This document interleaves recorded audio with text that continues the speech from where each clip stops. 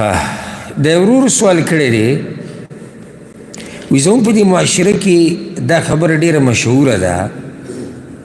چې کوم سړی میایي مولایي یا بعض خلکو ته اخونزاده وایي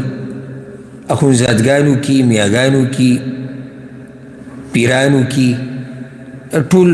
تقریبا یو بل ته نږدې دي تقریبا ټول یو بل ته نږدې دننه پکې بیا اقسام هسې جدا دي بعضو علاقو کې ورته میاګان وایي بعضو علاقو کې ورته اخونزادګان وایي بعضو علاقو کې ورته سیدان وایي نو مشهوره دا دی چې خلک وایي چې دوی مه تنګوي د دوی خیرې لګي یا د دوی نه دعا والی د دوی دعا قبلیږي نو آیا عامو خلکو په دعا کې او په خیرو کې او د دې خلکو په دعا کې او په خیرو کې فرق شریعت کړی ښکلی سوال دی الجواب که زما دا خبره څوک میاګان یا سیدان یا مولیانې اوري او یا دلته ناسي نو په دې به خفه کېږئ نه دا حق دی حق ته به حق وایي او باطل ته باطل وایي د اوسه پورې په دې خبرو باندې بعضو خلکو زموږ په دې عوامو باندې ښه باچایي کړې ده ښه باقاعده په دانو کې برخه ښه باقاعده د هغوی په دې جایداد کې برخه ولي ځکه چې دا اخونزادګان دي دا سیدان دي خو اوس الحمدلله خلک یعنې پوه شوي دي مسله ورته واضحه شوې ده زه یو پیر څه ملګرو خواله ورغلی وم الله یې د هغوی قدر وکړي نو هغه اکیل یې ټول د میاګانو نو هغوی ما سره خاندل ما ته وایي شیخ صاحب زموږ کاروبار ټول تا دړې وړې کړو خاندل یې چې لکه دا خبره اوس خلکو ته واضحه شوه چې دا بعض خبرې زموږ سره هسې ډکه وسلې دي دا خود ساخته خبرې دي هېڅ دلیل یې نشته د دوی پټي ته به نه اوړي نو ولې د بل مسلمان پټي ته اوړېدو اجازت دی د دوی د پټي نه به غلا نه کوې او د بل دی نه اجازت دی دوی مه تنګوه خیرې کې وکړو نو ګور په ټکه قبلېږي او که دا نور تنګ کړي او خیرې وکړي د دوی سره ښه کوه که دعا یې درته وکړه الله یې قبلوي نو که د نورو سره ښه وکړي او دعا وکړي مسله دا یاده کوي قرآن کې او حدیث کې د دعا عام ترغیب راغلی ده وقال ربکم ادعوني استجب لکم او ستاسو رب وایي چې ما نه غواړئ زه دعا قبلوم اوس دا چا ته ویلي چې ما نه غواړئ زه دعا قبلوم میاګانو ته که مولیانو ته ویلي عام مسلمانانو ته ویلي چې زما نه دعا غواړئ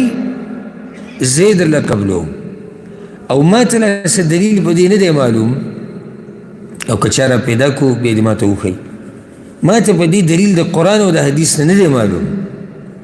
چې په هغې کې دا وي چې د عام سړي په دعا کې او چې د نسب نه سیدي میایي یا آل بیت ته نسب رسي رسول وسلم ته او دغه خپلوانو ته د ده په دعا کې فرق دی ما ته څوک دلیل وښیي یا د دوی په خیرو کې نه خبره د څه د زه راته ویم لنډه څومره چې الله ته نږدې وي دومره د دعا قبلېږي پاتې د مظلوم خبره شو د خیرې نو ګورې خیرې چې ظلم دي د کافر سره وکړو د کافر خیرې هم قبلېږي ګورې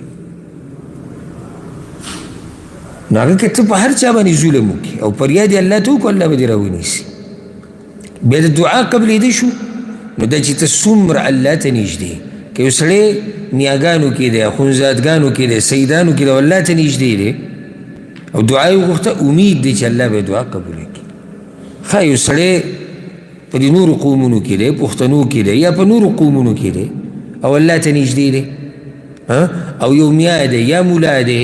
او هغه د الله نه لرې دی نو امید دی چې دعا به د چا ښه قبلېږي د میا کوم چې الله ته نږدې دی الحمدلله دا د عدل او د انصاف دین دی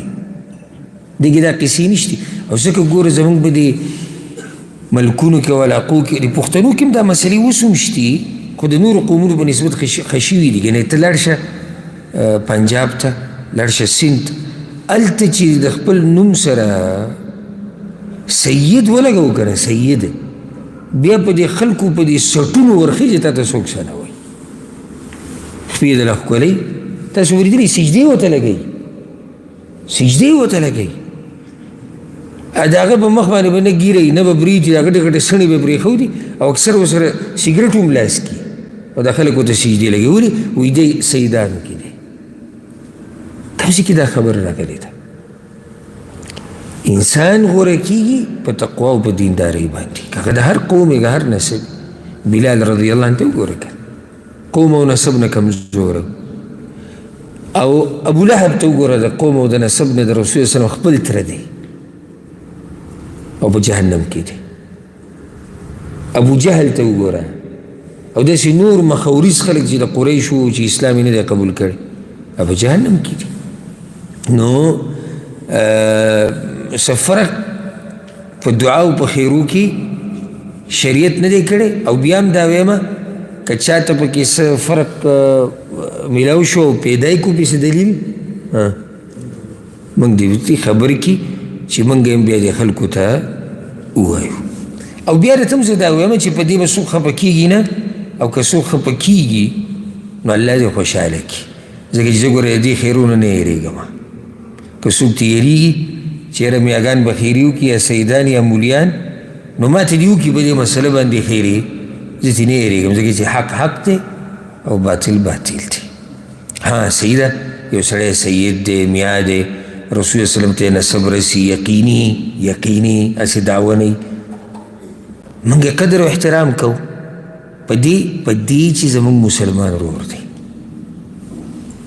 او چې څومره دیندارۍ زموږ ورسره مینه محبت دی، چې څومره دینداري ډېرېږي زموږ په زړونو کې ځای پیدا کېږي، او چې بېدینۍ زموږ ورسره سره طبیعت نه لګي. که هر څوک دی کائنا من کان، الحمدلله دا انصاف دی. ګوره سوچ وکړئ په دې بر صغیر کې